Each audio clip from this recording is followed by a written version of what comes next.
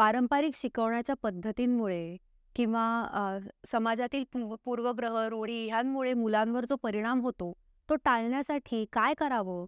याबद्दल आज आपण टॉक अँड टॉकवर बोलणार आहोत.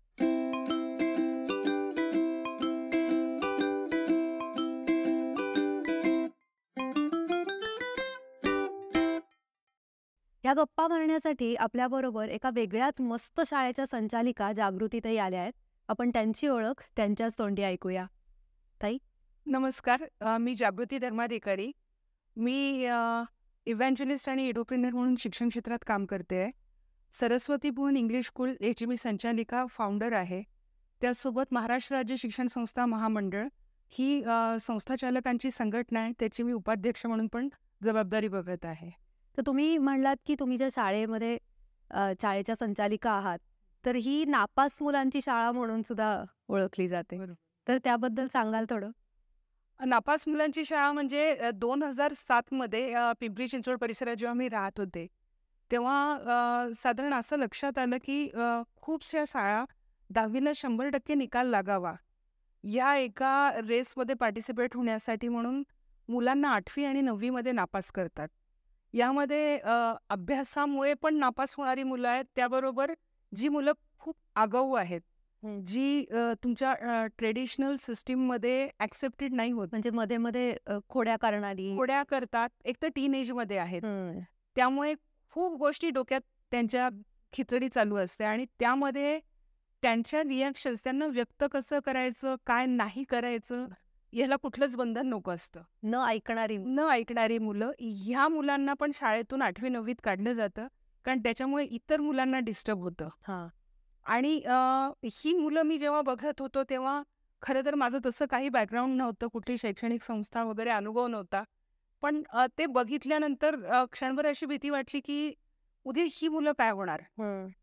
ही मुलं जर शिकलीच नाही, 10वी केलंच नाही, तर मग ही उद्या मुलं काउंटरवर कुठंतरी उभं राहून गुंडागर्दी किंवा इतर काही गोष्टी करतील, जेव्हा की त्यांच्यामध्ये ते स्किल्स आहेत, चांगलं माणूस बनू शकतात. बरोबर. आणि मग त्या हेतूनी प्रेरित होऊन नापास मुलांची शाळा म्हणून 2007 मध्ये आम्ही सुरू केली. आज इतके वर्ष झाले आहेत आणि आत्तापर्यंत जवळपास 3700 मुलं आपल्या शाळेतून पासआउट झालेली आहेत. वाव. आणि यावर्षीचा निकाल तुम्ही सांगा. यावर्षीचा आमचा 100% निकाल आहे आणि अगदी म्हणजे हा अनुभव खूपदा होतो, पण यावर्षी पण तेच झालं की प्रिव्हियस शाळेतून नापास होऊन आलेला मुलगा होता आणि त्या मुलाच्या डोक्यात इतकं सगळं खतखतत होतं की तुम्ही मला नापास ठरवलं. आणि म्हणून त्यांनी निकाल लागल्यानंतर त्या जुन्या शाळेपाशी जाऊन फटाके फोडलेत, हजारची लट फोडली, त्याचं रेकॉर्डिंग करून सोशल मीडियावर पण अपलोड केलं की मी करून दाखवलं. अगदी. आणि त्याला चांगले मार्क, त्याला 62% मार्क आहेत. सो होऊ शकतं हे. म्हणजे ह्या शाळा ज्या आहेत, म्हणजे आता हा मुलगा तुम्ही मगाशी सांगत होतात 9वी मधला मुलगा आहे, तो नापास झाला, त्याला काढून टाकलं. तर शाळा किती अशा नॉन इन्क्लुसिव्ह झाल्या आहेत ना हल्ली. म्हणजे खरं तर असा नियम आहे की शाळांनी इन्क्लुसिव्ह असायला हवं. There has to be a no rejection policy. पण दिसत नाही तसं होताना. नॉन इन्क्लुसिव्ह असायला पाहिजे मान्य आहे, म्हणजे इन्क्लुसिव्ह असायला पाहिजे मान्य आहे. पण यामध्ये अडचण काय येते की शासनाचा दबाव, 100% निकाल, आणि 100% निकाल लावताना अधिकारी किंवा पॉलिसी मेकर्स शाळांना हा दबाव टाकतात, तुम्ही काय करताय आम्हाला माहित नाही, पण निकाल लागला पाहिजे. त्यासाठी मग ते वे आउट नाही देते. त्यामध्ये दुसरा मुद्दा असा येतो की जेव्हा 100% निकालाची रेस आहे, सिलेबस त्या विशिष्ट कालावधीमध्ये साधारण जानेवारी फेब्रुवारीपर्यंत 10वीचं टीचिंग संपून जातं. बरोबर. मग प्रिलिम्सच सुरू. आणि जूनपासून त्या विशिष्ट कालावधीमध्ये मी काय काय करून घेऊ, एक्स्ट्रा करिक्युलर ॲक्टिव्हिटी करून घेऊ, शाळेचं शिकवणं करू, माझ्या इतर जबाबदाऱ्या शाळेतच दिलेल्या, आणि मग जो मुलगा वीक आहे त्या वीक मुलाचं करून घेऊ. बरं, आपल्याकडे जी नो फेल पॉलिसी 8वीपर्यंत होती, त्याचं परसेप्शन पूर्णपणे चुकीचं केलं. म्हणजे नापास करू नका असं कधीच कुणी म्हटलं नव्हतं. तर जो मुलगा कच्चा आहे त्याचा कॉन्फिडन्स वाढवण्यासाठी वेगळ्या पद्धतीने परीक्षा घ्या, त्याच्यावर ॲडिशनल मेहनत करा, रेमेडियल टीचिंग आणि मग त्याला तुम्ही पास करा. पण अडचण काय झाली की आपल्या जे काही त्यावेळेसचे पॉलिसी मेकर होते त्यांनी ते पहिल्यांदाच पेपर आउट केलं, नो फेल पॉलिसी. ती पॉलिसी शिक्षकांना समजलीच नाही. शिक्षकांच्या ट्रेनिंगपर्यंत ती पोचलीच नाही. म्हणजे मला आठवतं मी त्यावेळेस एक ट्रेनिंग त्यांचं अटेंड केलं होतं, जे मुख्याध्यापकांसाठी त्यांनी दिलं होतं. आधी त्यांनी नो फेल पॉलिसीबद्दल सगळं समजून सांगितलं, सगळं झालं आणि नंतर त्यांनी सांगितलं हे ट्रेनरच म्हणतो हे मला पटलेलं नाहीये, पण शासनाचा आदेश आहे म्हणून आपल्याला हे करायला लागतंय. सो ह्या ज्या कल्पना आहेत की ट्रेनिंगच प्रॉपर नाही आणि त्यामुळे काय झालं बरं, पालकांचाही असाच गैरसमज झाला. त्यामुळे पालकही रिलक्टंट झाले की 8वी पर्यंत माझ्या मुलाला काय येतंय आणि काय नाही, कोणी बघणारच नाही. ढकलून टाका. काही जणांनी खूप सिन्सिअरली जेव्हा मुलगा फेल होतोय सांगितलं, तेव्हा त्याची परत टेस्ट घ्या. त्या टेस्टसाठी तुम्हीच एफर्ट्स करा आणि त्यावेळेस पालक तेवढे कोऑपरेटिव्ह नव्हते. त्यामुळे त्यांचेही उत्साह कमी झाले आणि ह्या सगळ्या हा एक भाग झाला. दुसरा भाग यामधला असा आहे की 100% निकाल हा जेवढा इम्पॉर्टंट आहे, त्याबरोबर दुसरा महत्त्वाचा यामध्ये मुद्दा येतोय, म्हणजे तुकड्यांचं डिव्हिजन आहे की 9वी-10वी हा एक वर्ग केला गेला आणि मग 9वी-10वीला जे शिक्षक दिले गेले त्याची संख्या, ती संख्या ठराविक असते आणि मग ती शिक्षकांची संख्या, शाळेची फी, मग शिक्षक जास्त द्यावे लागू नयेत कारण तेवढं कलेक्शनच होत नाहीये. मग त्यापेक्षा ही आगाऊ मुलं त्यांना काढून टाका, यांच्यावर का वेळ घालवा, अशी पण एक मानसिकता आहे काही ठिकाणी. 3-4 वेगवेगळे फॅक्टर आहेत. पालकांची मुलांकडून तयारी करून न घेण्याची इच्छा. जर तुमचा मुलगा वीक आहे असं सांगितलं गेलं शाळेतून, तर पालक सरळ काय करतात, कोचिंग क्लासमध्ये टाकतात. कोचिंग क्लास 9वी आणि 10वी मध्ये फक्त रिव्हिजन रिपिटेशन्स घेतो, पण मुलाला बेसिकच लिहिता वाचता येत नाहीये. अशा वेळेस तुम्ही काय करणार? तो कोचिंग क्लासवाला तरी काय करणार? पण मुलाला जर का फेल झालेल्या मुलाला त्याच्या पालकांना बोलवून तुमचं मूल फेल झालंय, आता त्याला आम्ही शाळेतनं काढतो आहोत, असं सांगण्याची परवानगी असते शाळांना? नाही, तसं केलं नाही जात, तशी परवानगी नाहीये. पण आता पालक सोशल मीडियाचा मिसयूज कसा करतात, त्यामध्ये असं आहे की शाळेने जर सांगितलं की तुमचा मुलगा वीक आहे, ठीक आहे, आम्ही 17 नंबरचा फॉर्म भरतो, बाहेरून एक्सटर्नल म्हणून बसतो. तोही ऍक्सेप्टन्स पालकांनी आता केला आहे. आणि ह्या सगळ्या मुलं नापास होत आहेत. नापास झालेल्या मुलांना मग पर्याय काय? बरोबर. बरं, अजूनही आपण स्किल वगैरे म्हणतोय, पण पालकांकडून तो ऍक्सेप्टन्सच नाही की माझा मुलगा जर ह्या विषयात कच्चा असेल किंवा अकॅडमिक्समध्ये कच्चा असेल, तर त्यांनी एखादं स्किल शिकावं आणि त्यामध्ये पुढे जावं. अजूनही आम्हाला तीच मार्क हवे की 10वीचे मार्क, 12वीचे मार्क आणि पुढे जाणं, आणि त्यामध्ये त्या मुलाला काय आवडतंय ते नाही कोणीच विचार करत नाही. आणि इनफॅक्ट असं पण होतं की जी मुलं आता सायन्स सब्जेक्ट्समध्ये वगैरे, सायन्स मॅथ्समध्ये कच्ची असतात किंवा फेल होणारी असतात, त्यांना लेबल केलं जातं की हा ढ मुलगा आहे. किंवा म्हणजे शिक्षकांचे सुद्धा असे बायसेस तयार झालेत ना, आणि त्याच्यामुळे सुद्धा मुलांवरती कितीतरी परिणाम. पण परत त्या शिक्षकाला टार्गेट आहे ना की माझ्या विषयात कुणी नापास होऊ नये. सो आपण ऍक्च्युली प्रॉब्लेम काय झालाय, पालक आणि शिक्षक हे रेसमध्ये पडलेत आणि त्यांनी ती रेस मुलांमध्ये लावली की तुझ्या चुलत भावाला, शेजारच्याला किती मार्क पडलेत, तुला का नाही पडले. आणि ते कुणीच हा विचार करत नाही की खरंच मार्क हे किती काळापुरतं आहेत. मार्क आवश्यक आहेत कुठं, तर तुम्हाला 10वीतून 11वीत कॉलेजमध्ये जाण्यासाठी, 11वीतून 12वीतून तुमच्या पुढच्या फर्दर एज्युकेशनसाठी. बरोबर. ह्याच्या पलीकडे त्याचा खूपसा तुमच्या आयुष्यात कुठेही इम्पॉर्टन्स नाही. आपण आजही जेव्हा कुठं भेटतोय, किती जण एकमेकांना पहिल्यांदा विचारतो, तुला 10वीत किती मार्क आहेत, 12वीत किती मार्क आहेत, तू फर्स्ट क्लासमध्ये आहे का, तर मी तुझ्याशी बोलेन. तुझी 10वी झालीये का पण विचारत नाही एकमेकांना. सो याला कुठंच, आणि ह्याचं सगळ्यात आपल्या सगळ्यांसाठी ज्याला आपण देव म्हणतो, सचिन तेंडुलकर. अकॅडमिक्समध्ये तो कच्चा होता आणि त्याचे वडील प्रोफेसर होते. त्यांनी ते ऍक्सेप्ट केलं आणि त्याला आवडतंय ते शिकू दिलं. पण आपल्याकडे तो ऍक्सेप्टन्स आजही पालक म्हणून नाहीये आणि समाज म्हणून पण नाहीये. तुमचा मुलगा नापास झाला म्हणजे he is good for nothing. मग मी माझ्या मुलाला सांगते त्याच्याबरोबर राहू नको, तो नापास झालाय. म्हणजे नापास होण्याचा जो एक म्हणजे तो शिक्का जो आहे ना, तो खूप भयानक आहे. तू बाद आहेस, तुझ्या आयुष्याला काही अर्थच नाही आता, असं. पण नापास न होणारी सुद्धा मुलं जी खोडकर खूप मुलं, बायसेस खूप असतात, म्हणजे समाजाचे तर असतातच, पण शिक्षकांचे वर्गातले पण असतात. म्हणजे आता 4थीतलं मूल 5वीत जात असेल आणि आता नवीन वर्ग शिक्षक आहे, तर 4थीतले शिक्षक 5वीतल्या शिक्षकांना सांगतील की प्रत्येक मुलाबद्दल सांगतात. सो पुढच्या वर्गातला जो शिक्षक आहे तो ते प्रीकन्सेप्शन्स त्या मुलाबद्दलचे घेऊनच त्याला शिकवायला लागणार आहे. म्हणजे त्या मुलांनी त्या उन्हाळ्याच्या सुट्टीत काहीतरी परिवर्तन स्वतःमध्ये घडवलं असेल तर त्याला नवीन यांनी बघावं. तो सगळ्यात मोठा प्रॉब्लेम आपल्याकडे तो आहे की आपण मुलांना ना आहे तसं ॲक्सेप्ट करत नाही. भारतीय मानसिकतेचा सगळ्यात मोठा दोष आहे तो. आपल्याला ना आपला मुलगा हा शांबाळच हवा आहे. म्हणजे मला असं वाटतं माझी मुलगी असं करणारच नाही, शक्यच नाही आणि आम्ही ते संस्कारच दिले नाही. खरं तर कुठलेही आई-वडील, कुठलेही शिक्षक कधीच काहीच वाईट शिकवत नाही. ते त्यांच्या मॅक्सिमम बेस्ट द्यायचा प्रयत्न बरोबर. तो मुलगा पण त्याच्या लेव्हलवर बेस्ट घेत असतो, पण त्याला बाहेर खूप आकर्षण आहे. आणि जग म्हणजे तुम्ही संस्कार दिले नाहीत म्हणून जगात बाहेर वावरणं त्यांनी सोडून थोडी दिलंय. बरं आकर्षणं आहेत आणि दुसरा महत्त्वाचा मुद्दा असा की मला ते व्यक्त होता येत नाही की काय घ्यायचंय आणि काय घ्यायचं नाही. जर मला पीअर प्रेशर माझा मित्र स्मोकिंग करतोय आणि ते मला तिथं डॉमिनेट करतायत, तर त्याला नाही कसं म्हणायचं हे मला कुणी शिकवत नाही. आणि कंटिन्युअस ते नॅगिंग चालतं किंवा अभ्यास करू नको. एक ग्रुप असतो प्रत्येक वर्गात जो टीचर्सना फक्त त्रास द्यायला मागण्यासाठी टीचर्स असतो आणि हा ग्रुप जो आहे त्या ग्रुपमधून मला बाहेर पडायचं आहे, पण ते कसं पडायचं हे पण मला कुणी शिकवलं नाही. आणि तो ग्रुप एकत्र असा घट्ट असतो म्हणजे ती मैत्री सुद्धा जी असते ना. आणि ते गोईंग विथ द फ्लो माझ्याकडून अभ्यास होत नाही.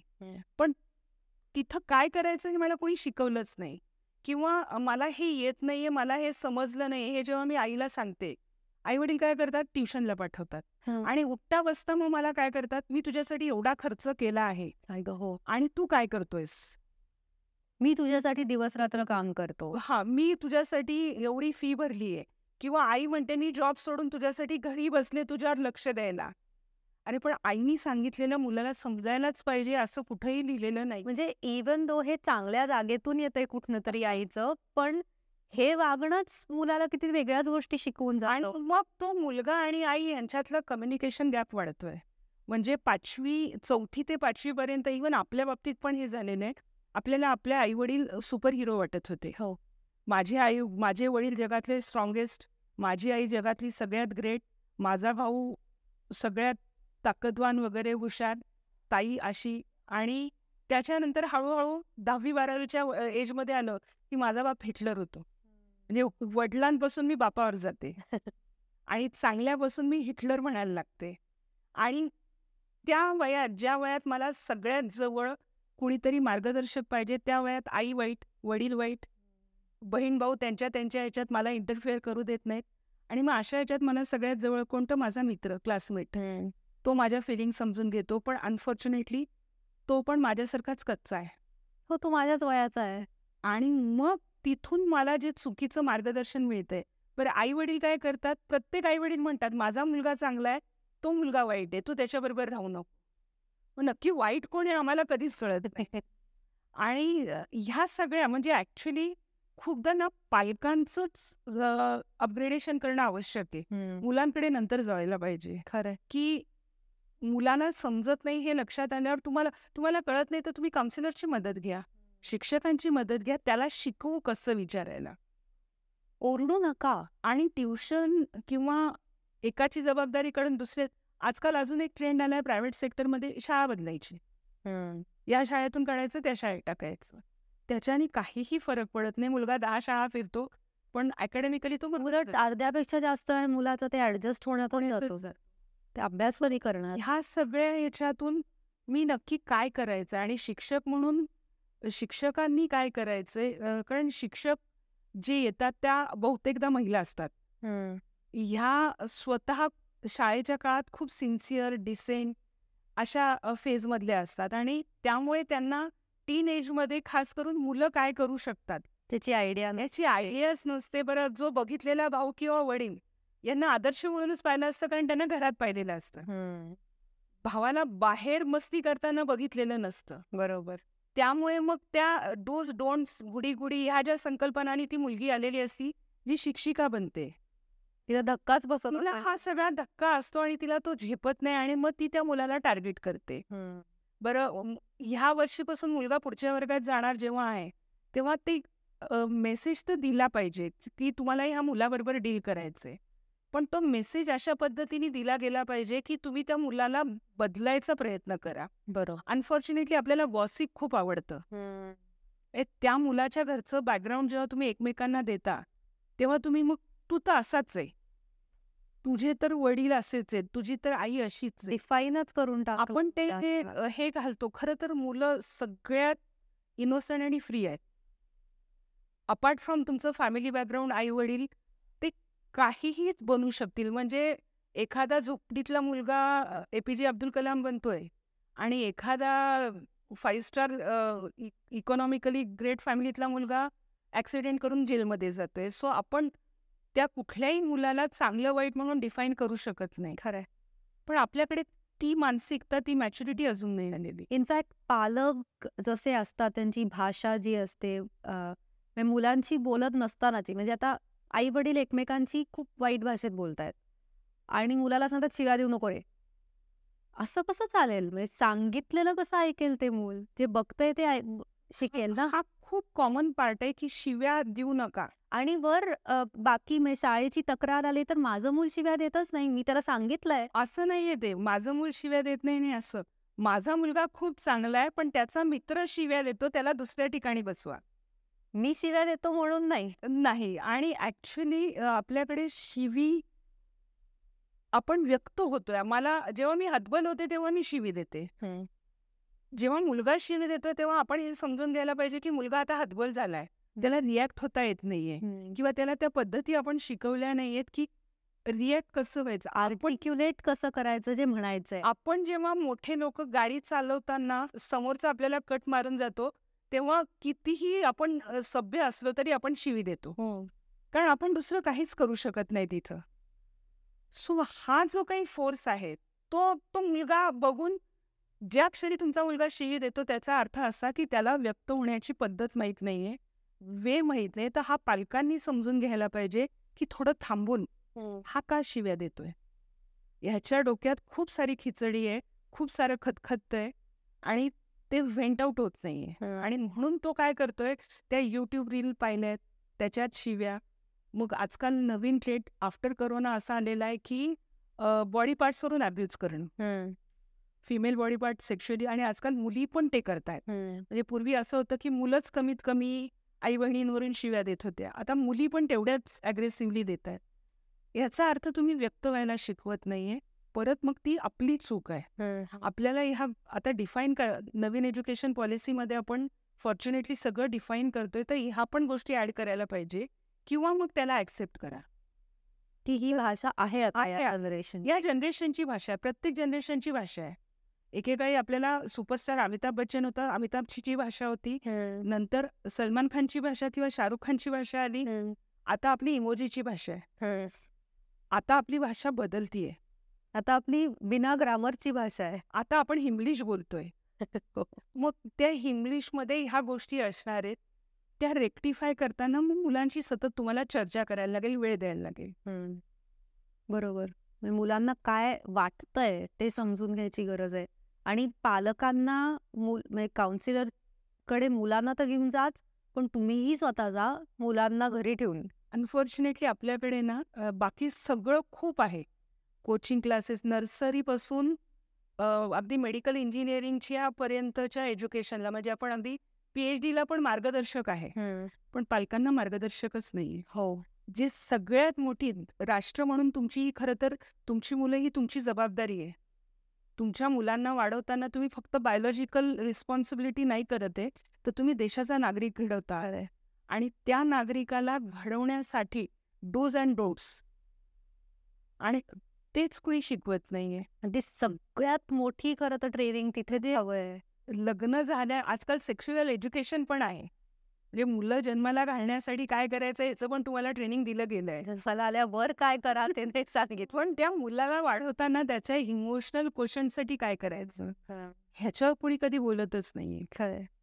पण आता आपण अस्युम करूयात की पालकांचं वागणं आपण नाही कदाचित बदलू शकत, पण शिक्षकांना तर हे माहिती आहे आणि शिक्षकांचं वागणं मे बी बदलू शकतं. किंवा आता तुम्ही शाळा चालवता तर तुम्ही तुमच्या शिक्षकांना काही पद्धती सांगू शकता, शिकवू शकता, ज्याच्यामुळे हे जे सगळे ह्या ज्या सगळ्या गोष्टींना मुलांना बाहेर तोंड द्यावं लागतं, त्याचे परिणाम त्यांच्यावर झालेत, ते अ, त्याचा थोडासा परिणाम कमी होईल किंवा त्यांना ते परिणाम होतोय तो टाळता येऊ शकतो का? तसा होऊ शकेल जर तो शिक्षकांनी ती इनिशिएटिव्ह घेतलं तर. म्हणजे माझ्या ओळखीच्या काही जणी अशा आहेत, की त्यांच्या दृष्टीने नापास मुलांची तुम्ही शाळा चालवता, म्हणजे तुम्ही काहीतरी वाईट काम करतायत. नापास मुलगा आहे मग त्याला बाहेर का he is good for nothing. म्हणजे त्याला त्याला तुम्ही पास व्हायला मदत करताय म्हणजे तुम्ही काहीतरी चुकीचं करताय. म्हणजे एखादं मूल गणितात नापास झालं तर मग ते तो बाद आहे. तो लायकच नाही असं त्यांचं म्हणणं आहे. आपल्याला पास नापास या संकल्पना समजून घेतल्या पाहिजे. शिक्षकांना याचं ट्रेनिंग दिलं पाहिजे, की नापास होणं म्हणजे अकॅडमिक्समधला कुठलातरी पाठ मला न येणे. हां, माझ्या बाद आयुष्याशी नाहीये. काहीही संबंध नाहीये. आणि अनफॉर्च्युनेटली आपण पण शिक्षकांना टार्गेट देतोय, की तुमचा निकाल लागलाच पाहिजे. म्हणजे ही तर सिस्टीम बदलायला पाहिजे. आपण ना खूप सिस्टीममध्ये पण घोळ घालतो. एकीकडे शासन म्हणते इन्क्लुझिव्ह व्हा, एकीकडे म्हणते 100% निकाल आणा. मग तो शिक्षक निकाल आणण्यासाठी पळतोय. बरोबर. त्याला आता त्याचा जॉब टिकवणं किंवा त्याचं रेप्युटेशन टिकवणं ते हे महत्वाचं आहे. इव्हन पालक म्हणून मी पण काय करते, त्या शाळेचा 10वीचा निकाल 100% आहे ना, मगच मी ॲडमिशन घेणार. बरोबर. म्हणजे तुम्ही स्वतःला त्या रॅट रेसमध्ये टाकलेलं आहे. आणि आता तुम्हाला मग ऑप्शनच नाही. शिक्षकांना ज्या दिवशी तुम्ही म्हणाल, की निकालाचं टेन्शन घेऊ नको, तू शिकव. शिकव. परीक्षा हे एक मी वारंवार म्हणते, परत सांगते, परीक्षा हे एक स्किल आहे, टेक्निक आहे. गाडी चालवायला शिकणं, तसंच परीक्षा द्यायला शिकणं आणि अभ्यास शिकणं. आणि परीक्षा हे साधन आहे ना, मुलाला समजलं आहे का नाही, हे खरं तर शिक्षकाला समजावं ह्यासाठीचं परीक्षा हे साधन आहे. परीक्षा ही मुलाचं ओव्हरऑल त्याच्या लायकीची मोजपट्टी नाहीये. हा, पण ते कसं झालंय, की शिक्षकांनी शिकवलेलं मुलाला समजतंय का नाही, हे बघण्यासाठी परीक्षा घ्या. त्या परीक्षेवरून त्या शिक्षकाची ॲबिलिटी आम्ही टेस्ट करणार. सगळ्यांना जज करणार आम्ही. त्या शिक्षकांनी काय केलं, की ती ॲबिलिटी प्रूव्ह करण्यासाठी तो क्रंचेस काढून टाकले. घ्या, तुम्हाला हवं आहे ना, मग घ्या हे. सो हे आता फक्त एकमेकांना दाखवणं चाललंय. मग आपल्या शाळेमध्ये अशा काही पद्धती आहेत का ज्या शिक्षक म्हणजे शिक्षक वापरतात त्यांची म्हणजे काही पॉलिसी काही गोष्टी तुम्ही ठरवल्या असतील की तुमच्या शिक्षकांना सांगितल्या असतील की आपल्याकडे येणारी मुलं ही नापास होऊन आलेली आहेत तर तुम्ही तुमचं जजमेंट तुमचं बायस हे बाजूला ठेवायचं आणि अशा काही काही काही पद्धती असतील मला खूप ह्यावर काम करावं लागतं. जे नवीन कधी शिक्षक येतात बदलून, तर त्यावेळेस सगळ्यात पहिल्यांदा त्यांचं सातत्याने हे ओरिएंटेशन करायला लागतं, की ही मुलं आहेत. हे काही रोबो नाही आहेत, की ते असंच वागतील. जी काही आपली डिसिप्लिनची कल्पना असते, की वर्गात डिस्टर्ब करणार नाही. त्याला कंटाळा आला, की तो वर्गात गप्पा मारतोय. तो गप्पा मारतोय याचा अर्थ तुम्ही बोर करताय आत्मपरीक्षण त्यांना. तुम्हाला काहीतरी विचार करायची गरज आहे. जेव्हा आपण क्लास एंगेजमेंट म्हणतो, क्लास एंगेजमेंटचा प्रॉब्लेम काय येतो? कारण तुमचं टीचिंग त्या मुलाच्या लेवलवर नाही आहे. तुम्ही तुमच्या लेवलवर शिकवतायत. ते कितीही बेस्ट असलं, तर ते तुम्हाला वाटतंय, त्या मुलाला नाही वाटत आहे. सो पहिली गोष्ट तुम्ही स्वतःला मुलाच्या जागी समजा. दुसरा मुद्दा ॲक्सेप्टन्स, की मुलांनी मुलगा मस्ती करणारच. म्हणजे तुमची टिपिकल ट्रेडिशनल रूल न फॉलो करणारा त्याला युवा म्हणतात. आणि हा टीन एज आहे, म्हणजे तो तर अजून केमिकल लोचा असलेला मुलगा आहे. मग ह्या मुलांनी जर एखादी गोष्ट एखादी चूक केली, त्या दिवशी त्याला ती जाणीव द्या, समज द्या, पण दुसऱ्या दिवशी त्याबद्दल बोलू नका. एखादं उदाहरण देता येईल ह्याचं? जसं एक आमच्याकडे उदाहरण होतं, की तो मुलगा खूप चांगला होता, चांगल्या घरातला होता, हुशार होता. पण काय माहिती मित्रांच्या नादानी त्यांनी लंच ब्रेकमध्ये त्या शाळेच्या टॉयलेटमध्ये लक्ष्मी बॉम्ब फोडला. इमिजिएटली त्याला दुसऱ्या दिवशी शाळेतून काढून टाकलं. आई गं! आणि त्या शाळेत ॲडमिशन घेण्यासाठी लोकं लाईन लावून उभे असतात. बापरे! आमच्या म्हणजे पिंपरी चिंचवड परिसरातली ती शाळा वेल नोन आहे, मोठी आहे. आणि आज तुला फटकन काढून टाकलं. टॉयलेटमध्ये लक्ष्मी बॉम्ब फोडणं खूप मोठा गुन्हा नव्हता. हो. त्याला आपण समज देऊ शकलो असतो. त्याला एक वेळ देऊ शकलो असतो. बरं ह्यामुळे काय झालं, तुम्ही त्या गोष्टीला एवढा त्याचा भाव केला की तो मुलगा हिरो झाला मित्रांमध्ये. तो अजून चेकाळला. उलट शाळेची जबाबदारी होती. त्याला काउन्सिल करून त्याला समजून सांगणं. शाळेने काढून टाकलं. तो पण मग असा की मग त्याने नंतर काय केलं की मुद्दामून शाळा सुटायच्या वेळेस तिथे जायचं, हॉर्न वाजवायचा, ॲक्सिलरेटर रेस करायचं. मग त्याला जेव्हा समजून सांगितलं, मग त्यांनी आपल्याकडे म्हणजे तो तिथं स्टॉपच झाला शिक्षणातून. नेक्स्ट इयर आपल्याकडे ॲडमिशन घेतली. ॲडमिशन घेतल्यावर त्याला फक्त आमच्याकडे तो मस्त्या करत होत्या. पण जेव्हा त्याला एक लक्षात आलं की हे माझं ऐकताय, मला योग्य ते अटेन्शन, एक्स्ट्रा अटेन्शन पण घातक असतं. मला योग्य ते अटेन्शन देतायत, माझ्यात चूकला चूक म्हणतायत, पण माझ्या चांगल्या गोष्टीला पण ते काउंट करतायत. आणि तो मुलगा व्यवस्थित पास झाला. आज तो एका मोठ्या गाडीचा शोरूमचा मालक आहे. सो ही मुलं बदलतात. त्यावेळेस केलेल्या त्या चुकीवरून जर तुम्ही त्याला शिक्षणातून बाद केलं असतं तर तो पुढे शिकला नसता. आणि शिक्षण हे एकमेव टूल आहे की जिथं माणूस पूर्ण ट्रान्सफॉर्म होतो. मी तोच तर पॉइंट आहे खरं शिक्षणाचा, की तुमच्यामध्ये ट्रान्सफॉर्मेशनची पॉवर येते. तुम्ही वेगळ्या वेगळ्या गोष्टींना एक्सपोज होता. You learn new things. किंबहुना आणि शिक्षण तुमची आहे त्या परिस्थितीतून तुम्हाला बाहेर पण काढणार आहे. आणि जेव्हा तुम्ही त्याला म्हणताय की you are not eligible for शिक्षण, नाही का? मग तो काय करतो, तो तुमच्याच सिस्टीमवर दगड मारतो. बरोबर. की तुम्ही मला नालायक ठरवताय, मी तुम्हाला नालायक ठरवतो. बरोबर. आणि ह्यातून मग हे आगाऊवाणी जे काही आहे, किंवा एक उदाहरण असं की त्या मुलाच्या घरी वातावरण असं होतं, त्याचे मामा गुंड होते आणि ते घराला आर्थिक सहाय्यता करत होते. आणि त्यामुळे त्या मुलाचं टार्गेटच होतं की मला दौडच्या गँगमध्ये जॉईन व्हायचं. त्याचं एमच होतं की मोठं झाल्यावर काय व्हायचं, तर मला दौडच्या गँगमध्ये जायचं. आता अशा मुलाला तुम्हाला खूप कन्व्हिन्स करायला पेशन्स लागतो. शिक्षकांना तो नव्हता, कारण मला दौडच्या गँगमध्ये जायचं म्हणजे मी मारामाऱ्या करणार, सगळ्यांना त्रास देणार, लोकांच्या बॅगमधून वस्तू चोरणार. माझा तो हक्कच आहे. कारण ते माझ्या पायऱ्यात पुढे जाण्याच्या. मग इथं तुमचा शिक्षक म्हणून खूप पेशन्स असणं आवश्यक आहे. ॲक्सेप्टन्स असणं आवश्यक आहे की तू काल चोरी केली म्हणून आज मी परत तुला चोर म्हणणार नाही, किंवा तुला सारखं चोर म्हणून ॲड्रेस करणार नाही. किंवा परत जेव्हा लक्षात येतं आणि तरीही तो मुलगा चोरी करतो, नाही असं नाही, पण मग नेक्स्ट टाइम त्याला पब्लिकली ॲड्रेस न करता वेगळं बोलून की ही तुला दुसरी संधी, ही तुला तिसरी संधी आहे, ह्या पद्धतीने त्यांना हे करणं आवश्यक आहे. संध्या देणं खूप आवश्यक आहे. शाळेय शिक्षण म्हणजे फक्त अकॅडमिक्स नाहीये. बरोबर. तर हे सगळं वातावरण देणं पण आवश्यक आहे मुलांना. खरंय. आणि आज एखादी चूक केली तर त्या चुकीने तुम्हाला डिफाईन न करता, आता उद्या नवीन दिवस आहे, उद्या आपण ह्या चुकीबद्दल नाही बोलणार आहोत. We will leave this behind. तू काल असं केलं होतंस बरं का, असं तू मागच्या आठवड्यात तसं केलं होतंस बरं का. एक आपल्याकडे अशा मुलगी होती, 6वी का 7वीत, तिच्याकडून काहीतरी अशी कॉमन चूक घडली, म्हणजे खूप मोठी पण नाही. आणि त्यानंतर माहित नाही त्या शिक्षकांनी का बरं तिला प्रत्येक वेळेस टार्गेट करायला सुरुवात केली की वर्गात इतर कुणी बोललं तरी तू बोलली असणार. आणि त्यामुळे काय झालं, त्या मुलीचा शिक्षणातला इंटरेस्ट संपायला लागला. त्याच काळात तिचे आईवडील वर्कर होते, ते दुबईला पैसा कमवण्यासाठी गेले होते, ती मावशीकडे राहत होती. तिने शाळेत जाणंच सोडून दिलं. बापरे. 2 वर्ष ती मुलगी कुठल्याच शाळेत गेली नाही. फॉर्च्युनेटली तिची आई इतर काही कारणामुळे माझ्या संपर्कात आली आणि मग त्या म्हटल्या की माझ्या मुलीला तुमच्याकडे घ्याल का. बरं, 2 वर्षाचा गॅप आहे. मुलगी आता 8वीच्या वयाची झाली आणि ती 6वीत शाळा सोडली आहे. मुलगी दिसायला मोठी दिसत होती, त्यामुळे ती 6वीच्या वर्गात बसायला तयार नव्हती. मग त्यांना मी म्हटलं एक काम करू, तिला तुम्ही फक्त शाळेत आठवड्याभर पाठवा, तिला वाटलं तर कंटिन्यू करू. 2 आठवडे तिला मी फक्त सांगितलं तू ये बस आणि मग आपण चर्चा करू. वर्गात ती बाजूला बसायला लागली. हळूहळू ती कशी इन्व्हॉल्व झाली तिला पण कळलं नाही. ॲडमिशन झाली 7वी नंतर 8वी केलं. 8वी नंतर मग 9वीचं गॅप करून आम्ही 10वीला 17 नंबरचा फॉर्म भरला तिचा. ओके.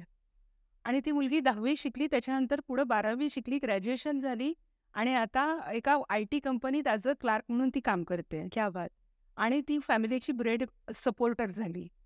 सो हा जो भाग आहे ना, तर ती मुलगी शिकली नसती, 2-4 वर्षात पालकांनी लग्न करून दिसलं असतं. तर हा जो पार्ट आहे, शिक्षक म्हणून आपण सगळ्यांनी बघायला पाहिजे की मुलगा त्या प्रवाहात तुम्ही रागवा, पण तो चूक करतोय ह्याची त्याला जाणीव द्या, पण प्रवाहातून बाहेर फेकू नये. खूप वेळा असं होतं ना की शिक्षा आणि चूक हे खूप डिस्प्रपोर्शनेट असतात. चूक छोटी असते पण ती शिक्षा एवढी मोठी करणाऱ्याला एवढी मोठी वाटत नाही, पण ती त्या मुलासाठी एवढी मोठी लाईफ चेंजिंग असते, की त्यांना तसं या मुलीचं झालं, की शिक्षणातला इंटरेस्टच संपला. शाळेत जायलाच सोडून दिलं तिने. सो हा भाग ना शिक्षक म्हणून खूप जागरूकतेने आणि ते खूप सजगपणे केलं पाहिजे, की त्या मुलाला ती जाणीव दिली पाहिजे, की तू चूक आहेस. तुझं हे वागणं बरोबर नाही. त्याबद्दल दुमत नाहीच आहे. पण ते देताना कुठं थांबायचं हे कळलं पाहिजे, की त्याला त्या दिवशी जाणीव द्या. तो परत करेल तोही ॲक्सेप्टन्स ठेवा. म्हणजे ॲक्सेप्टन्स त्या मुलाचा नाही तर हे ते परत करणाऱ्या ज्या चुका असतात, आता तुम्ही म्हणलात चोरी करत होता तो मुलगा वगैरे, तर हा पॅटर्न कसा ब्रेक म्हणजे मग ह्याला काय करायला लागतं? सुरुवातीला तुम्ही छोट्या-मोठ्या पनिशमेंट देऊ शकता. पनिशमेंट इन द सेन्स त्याला ती जाणीव देण्यासाठी.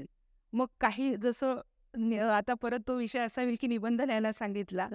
पण तो पण एक पार्ट असतो की त्याला ते लिहायला लावणं. मी हे करणार नाही. कारण ती कुठेतरी एक सुरुवात असते. शिक्षा ही अर्थात म्हणजे चुकीला प्रपोर्शनेट असायला पाहिजे किंवा मग अगदीच जर असं वाटायला लागलं की हा आपल्या ऐकण्याबाहेर आहे, तर मग तिथं काउन्सिलर्सची मदत घ्यायला काहीही चूक नसते. काउन्सिलरची मदत घ्या. काउन्सिलर्स त्यांच्या पद्धती फॉलो करतात. कधी-कधी तर आम्ही अगदी 1 आठवडाभर टर्मिनेट जरी केलं मुलाला, तरी तो मुलगा परत येऊन कंटिन्युएशनमध्ये खूप व्यवस्थित वागतो. कारण आठवडाभर मित्र-मैत्रिणींपासून दूर राहणं म्हणजे शाळेत शिकण्यापेक्षा आहे ना, मित्र-मैत्रिणींबरोबर राहणं हा पण त्यांच्यासाठी एक एन्जॉयमेंटचा पार्ट असतो. मग आठवडाभर you are not allowed in the premises. Correct. मग तो करतो. म्हणजे आणि परत हा व्यक्तिपरत्वे व्हॅरी होतो. बरोबर. प्रत्येक मुलाला तुम्हाला एक फुटपत्ती लावून चालणार नाही. आपण ना भारतात अजून एक गोष्ट आपण करतो, आपण विकनेसवर काम करतो. तुला हे येत नाही हे सुधारण्यासाठी प्रयत्न कर. माझं आता मत उलटं झालंय. तुला येत नाही ना सोडून दे. ते करायला दुसरा आहे. तुला जे येतं ना त्याच्यावर काम कर. तू जास्त छान परफॉर्म करशील आणि लवकर अचीव्ह कर. आणि जे येत नाही ते पण शिकशील त्यातनं. पण त्याच्या मागं लागून म्हणजे ते शिकशीलच. ते आपोआप होऊन जाईल. सो हा जो पार्ट आहे ना work on their strength. Correct. त्या स्ट्रेंथ त्यांना जगायला मदत करते. तर एक शेवटचा प्रश्न विचारून आपण थांबूया, की शिक्षक आता मला असं वाटतंय की तुमच्या शाळेतले शिक्षक हे वेगळेच आहेत. म्हणजे त्यांनी आयदर तुम्ही त्यांना वेगळ्या प्रकारे ट्रेन केलं आहे किंवा ते कन्व्हिक्शननीच आलेत शाळेमध्ये. पण विचार करण्याची पद्धत किंवा एखादी अशी समस्या समोर आल्यानंतर त्याच्याबद्दल करायचं काय ते नीट छान त्यांना माहिती आहे. तर हे ट्रेनिंग त्यांना तुम्ही दिलं का? ते कशा प्रकारे घेतलं? तर हे ट्रेनिंग ना आम्हाला खरं तर मुलांकडूनच मिळालं. वेळोवेळी आम्हाला बदलायला लागलं. रिगरस चर्चा होतात आमच्या. साधारण आठवड्यातून एकदा, 15 दिवसातून एकदा या सिच्युएशन्सबद्दल चर्चा होतात. याच्याबद्दल कसं वागायचं हे ठरवलं जातं. प्रत्येक वेळेस वागणं बदललं जातं. म्हणजे 1 वर्ष एक बॅच अशी होती की त्या मुलांना सगळे नॉन महाराष्ट्रीयन मुलं होते आणि मराठीत पास होणं अवघड होतं. एकतर इंग्रजी माध्यमाच्या सरसकट सगळ्या मुलांचं मराठी, घरी मराठी बोलणाऱ्या आमच्या अर्थात पिंपरी चिंचवडमध्ये हा भाग खूप आहे. ते मराठी सुद्धा म्हणजे पण होते मराठी. आणि तो अभ्यास करणं ती पद्धत काहीच माहीत नाहीये. आणि मग ह्या मुलांना जेव्हा मराठीच्या शिक्षिकेला चॅलेंज होतं की पास करायचं, कसं करणार? जेव्हा त्या मुलाला 2 शब्द वाचता येत नाहीत, लिहिता येत नाहीत. मग त्यावेळेस त्यांना सांगितलं तुम्ही हे सगळं बाजूला ठेवा आणि मग कसं करायचं? तर पहिल्यांदा फक्त धडा त्यातली कॉन्सेप्ट मुलांना समजून सांगा. या धड्यात काय सांगायचंय आणि ते मुलांना त्यांच्या भाषेत लिहायला सांगा.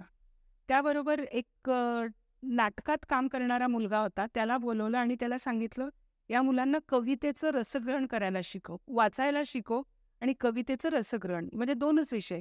वाचन कसं करायचं. त्या 2 गोष्टींचा फायदा असा झाला, जूनमध्ये बॅच सुरू झाली होती. जानेवारीत एका बिहारी मुलीने मराठीत कविता केली. अरे वाह! हा एवढा फरक झाला. अमेझिंग. सो हे त्या आणि त्या वेळेस बदलायला पाहिजे. पण शिक्षकांनी एक मात्र सिनियर शिक्षकांनी नवीन शिक्षकांनाही सांगितलंय की मुलांच्या अशा वाह्यातपणाबद्दल खूप चर्चा कधीच करायची नाही. कॉमन जे काही टीचर्स रूममध्ये होती किंवा इतरांसमोर त्याच्यानी ना ती मुलं हिरो फील करतात की प्रोत्साहन दिलं जातं एक प्रकारे. माझ्याबद्दल हे लोक बसून चर्चा करतायत म्हणजे मी काहीतरी स्पेशल करतोय. मग त्यामध्ये वर्गातल्या मुली हसणं, आपल्याला असं वाटत असतं त्या हसतायत पण ते न कळत नकळत ॲप्रिसिएशन असतं. आणि मग ते टीन एजचं इतर गोष्टी सुरू करतात. तर हा जो भाग आहे की शिक्षकांच्या शिवाय हे शक्यच नाही. जेव्हा टीम काम करते तेव्हाच हे होतं. नाहीतर एकट्याने केलं असतं तर शक्य नव्हतं. पण शिक्षकांनी ह्या गोष्टी अडॉप्ट केल्यात. मग कधी-कधी ते कसं, तू असा वागला तर मॅडमना आवडणार नाही, मी मॅडमना सांगेन.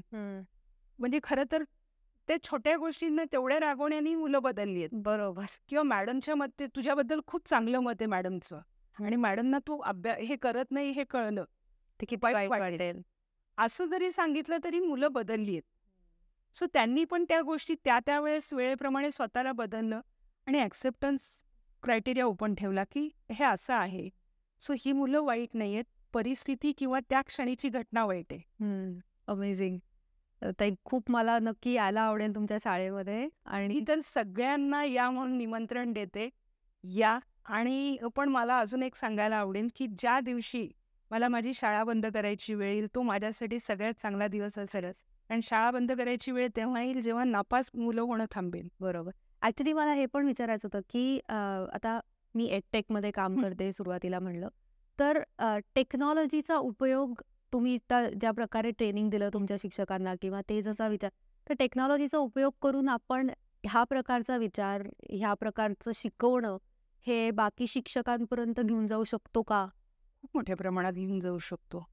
पण यामध्ये शिकवताना आपल्याला परत लर्निंग आउटकम्स हे ठरवायला लागतील शिक्षकांचे. फक्त डिजिटल प्लॅटफॉर्म किंवा फक्त व्हिडिओज म्हणजे टेक्नॉलॉजी नाही. सो हा जर फ्लेक्झिबिलिटी आपण ठेवली तर खूप हे होईल, आणि कदाचित मग ते नापास होणंच बंद होईल. कारण खूप सारे शिक्षक असे आहेत की त्यांना वाईट वाटत असतं तो मुलगा नापास होतो म्हणून, पण त्यांना पर्याय नाही म्हणून त्याला नापास करावं लागतं, किंवा तो झालाय म्हणून त्याला काढावं लागतं. बरोबर. तर त्या शिक्षकांना या गोष्टींची मदत होईल. नक्की. थँक्यू ताई. खूप छान वाटलं गप्पा मारून तुमच्याशी. मला पण खूप छान वाटलं. पहिल्यांदा मी या विषयावर कुठल्या तरी प्लॅटफॉर्मवर इतक्या ओपनली बोलतीये. सो सगळ्यांना माझी विनंती आहे की आता मुलांकडे बघण्याचा जर पर्स्पेक्टिव्ह चेंज करू शकला तर आपल्या आजच्या ह्या चर्चेचं काहीतरी फल दिलं. अगदी नक्की. थँक्यू ताई.